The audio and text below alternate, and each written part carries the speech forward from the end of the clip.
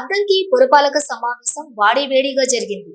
బాపట్ల జిల్లా అద్దంకి పురపాలక సమావేశం మునిపెన్నడూ లేని విధంగా అజెండాలోని అంశాలు కావటం ప్రారంభించే ముందే తెలుగుదేశం పార్టీ సభ్యులు సమస్యలు ప్రస్తావించడంతో వైఎస్ఆర్ కాంగ్రెస్ పార్టీ సభ్యులతో వివాదం ప్రారంభమైంది.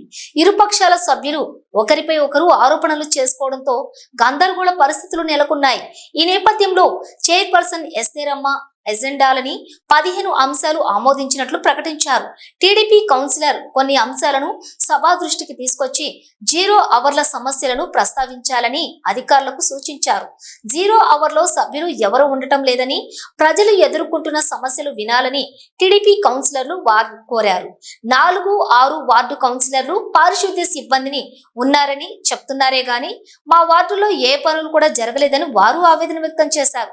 దీంతో ఒకరిపై ఒకరు తీవ్ర ఆరోపణలు చేసుకుంటూ వ్యక్తిగతంగా దూషణలకు దిగారని, కౌన్సిలర్లు ఎవరు కూడా గొడవ పడొద్దు, ఎవరి స్థానాల్లో వారు కూర్చోవాలని చైర్పర్సన్ ఆదేశించినప్పటికీ ఎవరూ మాట వినే పరిస్థితిలో లేకపోవడంతో విసుగు చెందిన చైర్పర్సన్ అజెండాలోని 15 అంశాలను ఆమోదిస్తున్నట్లు ప్రకటించి సభ నుంచి వెళ్లిపోయారు.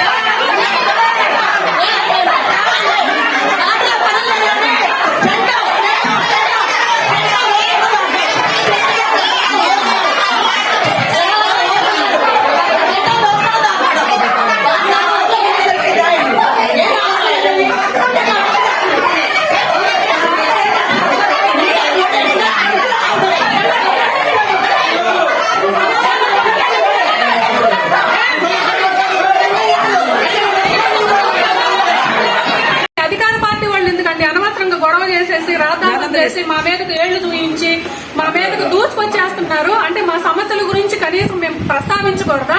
స్టాఫ్ ను పెంచారు అన్నారు, పెంచినప్పుడు కొత్త స్టాఫ్ వచ్చి పని వేగంగా జరగాలి కదా, తగ్గకూడదు కదా. ఎక్కడ చెత్త అక్కడ ఉంటుంది అని చెప్పాను, ఎక్కడ డ్రైనేజ్ అక్కడ ఉంటుంది అని చెప్తున్నాను, రోడ్లు సరిగ్గా గుంటలు కూడా పూడ్చట్లేదు అంటున్నాను, వాటర్ సప్లై లేదంటున్నాను. ఆ సమస్యలు అడగడం ఏదన్నా తప్పుందా?